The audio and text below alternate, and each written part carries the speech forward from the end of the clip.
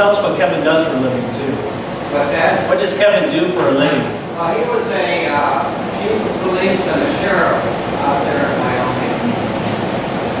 Just like Wyatt Earp, right? Yeah, Wyatt Earp. He was older, so that, that's the old West right there. That's right. That's right. Exactly like that. Exactly. Yeah, exactly. Cool. Well, thank you for sharing that. Those extra things. That helps a lot. So, all right. Wow, what a nice time of worship. So far, it leads us right into our message time tonight as we get into, I wish Jesus hadn't said that. But I did find just a couple of jokes I want to share with you. I knew it, see? You were starving for a good joke, weren't you? You were hungry. And her look of intrepidation cannot be copied here.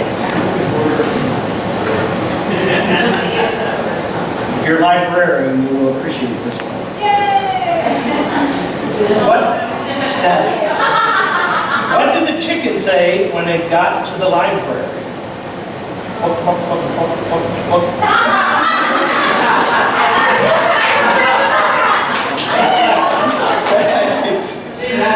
I should stop there because you're clapping, but I'm not going to. Not there. Don't tell any more. Oh no, there's more. A termite walks into a bar. A termite walks into the bar and says, "Where's the bartender?" Where's the bartender? Are you talking for that, Jay? All right, all right. I have to say the morning service didn't quite appreciate them as much as you are, so I appreciate that. What's brown and sticky? A stick. Yeah. All right. Okay. Hey, last one. I should have stopped at the first one too. What runs but never walks? Runs but never walks. Water. Water. More like a fact, I guess. Yeah, that one's better. Wait, let's go. Oh, yeah, that's it. That's what I got. Okay. I wish Jesus hadn't said that. Followed by, I wish Keith hadn't said that. Yeah. Let's just call it what it is, right? I wish Keith hadn't said it. All right, so I hope you've been challenged and been enjoying this message series. Several people have come up to me after services and shared some stories of stuff I've talked about. That's really cool. I love to hear those stories. So keep that up if something strikes you. Or even if I say something in the middle of the message and you got, man, I got a story I want to share. I'd be happy to love to hear it. Just stick up your hand and we'll take care of that. So let's see. Next week is I wish Jesus said, "Don't be angry." So we got that one coming up. But tonight, I wish Jesus hadn't said, "Deny yourself and take up your cross."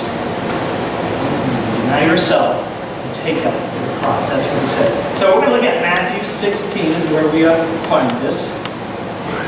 16 verses 24 and 25 is what we're going to look at. And if you look all around this passage, you kind of see what was going on. Jesus was talking with his disciples, and they began asking him really a lot of questions. And then the big one was, who are you? Kind of, they listened to Jesus, they followed Jesus, and then they were like, but who are you? Trying to really figure it out. And then, of course, in Jesus' way, he responded with, who do you say I am? And then it comes up to this point here. Then Jesus told the disciples, if anyone to become my followers, let them deny themselves and take up their cross and follow me. For those who want to save their life will lose it, and those who lose their life for my sake will find it. Verse 24 again, yeah, thank you. Come back to that. Again, let them deny themselves, take up their cross, and follow me. Very powerful words from Jesus when he's talking to people who want to be his followers as to what we're supposed to do. But it's hard for us to grab this because basically, we want to do the things we like to do. That's kind of in our human nature, is that we kind of want to, if we want to sit around, we'll sit around. We want to eat, stuff that's falling on the floor. We'll eat stuff that's falling on the floor, right? But we want to do the things that we like to do. But really, Jesus is saying, hey, that's not what I want you to do. Stop thinking that way. Stop denying yourself and take up your cross and follow me. Because see, if you do that, then you can be part of this. A lot of people think, well, it's cool to be part of Club Jesus. I like that term, Club Jesus. Yeah. Mm-hmm. Right? But Club Jesus, it's more than just a club. Because we're okay with Club Jesus, but when Jesus starts collecting dues, is when it gets tough. Right? You with me on that? Dues as in deny yourself and take up the cross and follow me. Sometimes that gets hard. Sometimes we're like the same way. It's fun to, I enjoy my church, I enjoy being there for an hour a week, but then, well, then that's all I'm going to get. I don't have to give any dues. Maybe you hear that with your friends, maybe you hear that in family members, or just in the culture around us, right? But Jesus is saying to deny ourselves and follow him. You see, do we allow Jesus to be our King every day? Think about that for a second. Every day. Or do we just allow Jesus to be our King when things are rough? When disease strikes? When someone passes away? Is that the only time we turn to Jesus? Or is it every day? The good stuff, the bad stuff, the boring stuff, the time you're at work, is Jesus still your King there? You see, when it comes down to it, friends, we all want the good life, don't we? We all want the good life. But exactly what is it? What is it that compromises the good life? What is it that you would put in your life that you would consider, hey, my life is good now. I'm good. One way to look at it, and I'm talking about our culture and our society, okay? I'm not talking about any particular group. I'm not talking about us, but we've got to put this in a bigger scope here. What we see a lot today in culture and society is the good life is when we get what we want. Well, maybe you see that in people. Things are smooth as long as you're getting what they want. They're living a good life. Oh, this is working out for me. This is working out for me. And then, this job opened up for me, and it was great, and now I can do this, and I can do that. And you hear all the I and the me language in that? Yeah. Then that's what the good life is. That's kind of the way, the world frames it. But Jesus said, we're not part of this world. No, he's got something different in mind. He likes to shake us up here. So there's a question here, and I posted it to Facebook. I want to hear your answers too. It said, I would be really happy if I had. It's not a question, it's a statement. Fill in the rest of the line, right? I would be really happy if I had. I want you to think about that. I'm going to share some of the answers that people posted on Facebook for me. Okay? And the idea was, hey, what would it be, what would you need for a really good life? The good life, right? So here's some of the answers. I would be really happy if I had freedom from addiction that plagues my friends and family. No debt. We talked about that, haven't we? No debt. Next one, a bakery, a coffee shop to run. Amy McNeely said wisdom. I'm really happy with the wisdom. I would be happy if I had the power to help save many lives from cancer. Chuck Anderson said peace. Amber said solutions to different questions and problems going on. Or how about just the energy to keep my house and my yard pretty? All these things that would make us happy. How about this one? My mom, my grandma, and my grandpa were still living. I bet a lot of us could join in on that one. And then, of course, when you post something like this, you're reaching for what is life about, and you have somebody like Mark Lyon put, the Colonel's Secret 11 Herbs and Spices. Total buzzkill, right? He's on the right track, though. And the last one we have here is enough money to not have to stress about bills and can go on mission trips to help others. So there's how they fill that in. Now, think, what do you think? What have you heard other people say? Hey, if I had this, it would make me really happy.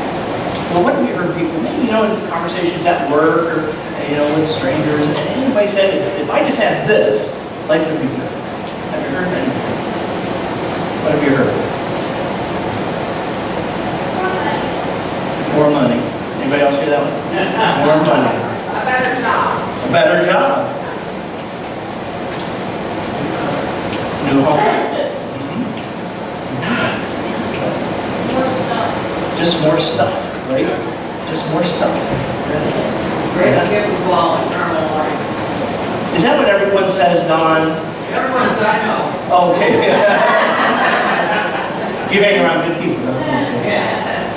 You do. That's good. Sorry, it made me think of something here. You ever do that thing when you ask a question and you're waiting for a response, and there's that awkward like 2 or 3 seconds where no one says anything? It feels like 5 minutes that you're naked in front of everyone, kind of thing. Yeah. But if we don't wait 2 or 3 seconds, they teach us this in teachers school, don't they? But then we get responses back. Did you feel that 2 or 3 seconds? Is somebody going to say something? You did, so thank you. So what is it that would really make us happy? So we have all these things, and Zach, I love your answer, just stuff, right? A lot of times we go with just stuff to fill the holes, to make us better, to fulfill us, right? But does that do it?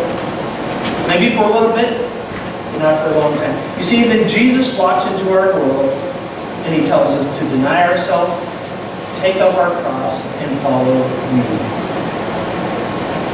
He's really just asking us to do the opposite of what the world and our culture is not forcing us to do, but really leading us to do, right? It's we live in such a fast-paced culture, no doubt about it. A throwaway culture, right? Hey, if it's broke, you're rid of it. If you don't like this, then move over to this. If you don't like doing this job, move over to this one. And whatever it is that has us doing that. But if we look at the idea of take up the cross, let's look at Jesus just for a second. Think of the cross that Jesus had to bear. It was a big, heavy cross on his bare back after he was whipped within one lash of his life, bloody and cut up. And they laid this cross on his back that had to be hundreds of pounds. And then he had to carry it to the place where they were going to execute him on that cross. That's what Jesus is asking us to do when he says, take up your cross and follow me. Does that sound like life is going to be smooth and crisp and clear? No. Show me where that is in life. It doesn't say that, right? Life is not going to be that way. But we're going to have an assurance. We're going to have hope. We're going to have peace. We're going to have love. We're going to have a joy that we get through Jesus. So sometimes we're just going to have to say no. Sometimes those temptations are going to come at us. And we want to push Jesus aside for a day or for a week or for a month. And those temptations come at us. I'm going to say no. No, that's not what it is. I need to deny myself. Yes, I would really like that. Maybe you hear the language. I would really like it. But Jesus says no. No, that's not what we want to do. Self-denial is when we stop trying to get for ourselves what we think we need or we think we deserve. Have you ever seen those commercials? You worked hard enough, you deserve it. Go into debt and buy this, right? And it will complete your life. Life will be good then, right? That's what our culture says around us. You see, everything in our culture says that we should pursue what we want. Jesus tells the opposite. Jesus said to deny ourselves, pick up his cross and follow him. Follow Jesus, deny ourselves. Once again, Jesus is just telling us basically the opposite of what's going on around us. You may know people who are climbing the ladder, who are working themselves to death, for money purposes, and you see family issues, you see health issues, you see all these issues coming here, and Jesus says, let it go. You just let it go, and let me take care of this. Let me in on this. You see, when push comes to shove, are you willing to follow Jesus? When it comes down to it, are you willing to, like we said earlier, make Jesus our King every day? In every single aspect of your life, your family life, your work life, your personal life, your thoughts, your actions, your deeds, is Jesus the King and Lord of all of those? I have a clip here from a movie I want to show you. The movie's called A Knight's Tale. Have you ever seen that with Heath Ledger? Heath Ledger plays he's just a normal person. But he wants to joust, and he's really good at joust. So this is set back in that time when they joust. He's lying. He's pretending to be of noble birth, and he falls in love with a girl. But then the girl says, "Prove your love to me and lose the match." Well, he had not lost the match. He was great. He was getting money. Everything was working for him. And he's like, "That will prove nothing. Absolutely nothing." Well, she kind of come back at him and said, "Well, if you love me, you're going to lose." Here's the scene that just follows that. And pay particular attention to the people helping him on the horse and stuff, his little gang of people, as they kind of try to understand what's going on, okay? And that's kind of, put that in the context of our world around us. People who maybe don't know Jesus or don't understand what's going on with this Jesus thing. So turn this up and take a look at this clip here.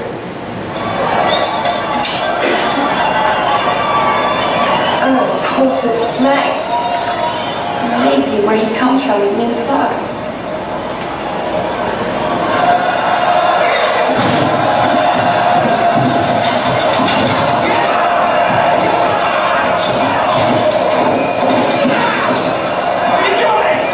Lose him? I don't understand. Oh, neither do I.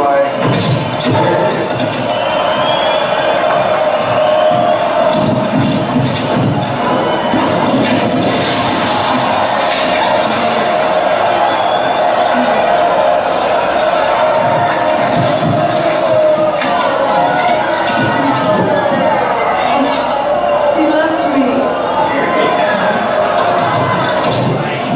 Are you blind? Can you see the flag? Jeff, I saw it, okay? I know. You want to drop behind for a more dramatic victory? Look, Jocelyn told me I should lose to prove my love. Oh, God, I'd rather you were blind. Don't be foolish, Will. Each woman wants proof, that's all. Proof of what? Their legs have not been uncrossed for nothing. Oh, they haven't crossed your legs. Well, then why are the men against me? They're not doing this!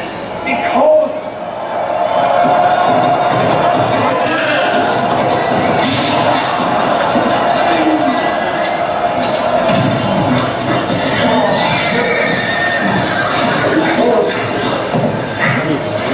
I love you.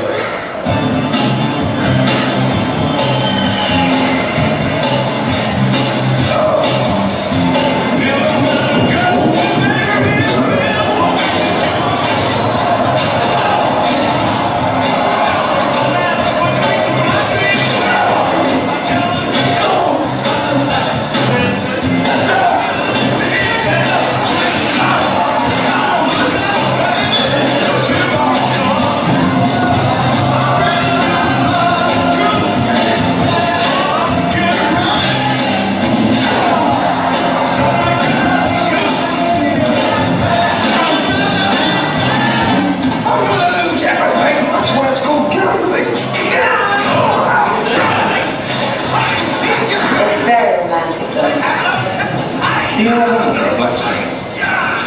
Sometimes I'm bored. All right, there we go.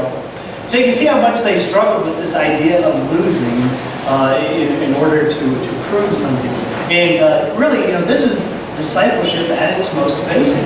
That's what we're talking about. Jesus said, basically, follow me. Give up everything and follow me. And that means to be a disciple of Jesus. You see, Jesus is calling us to live in the light of that moment when the kingdom of God will come in all of its glory. So it's not about what's going on right now. It's not about what's going on next week. This has everything to do with what happens in our future. When we pass on and we get to enjoy eternal life with God. That, my friends, is the good life. And that it is what Jesus is talking about. Those other things that we demand in order to bring us the good life will disappoint us. All that stuff we buy will disappoint us. All the money we get will disappoint us. Even the housing, the new job, whatever it is eventually going to disappoint us. The thing that gives us hope and everlasting joy and peace and And love is Jesus Christ. Jim Elliot was a missionary. He went into an area of where the people were cannibals.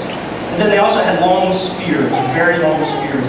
And their thing was to, when strangers came into town, they'd run them through with the spear, and then whatever with them.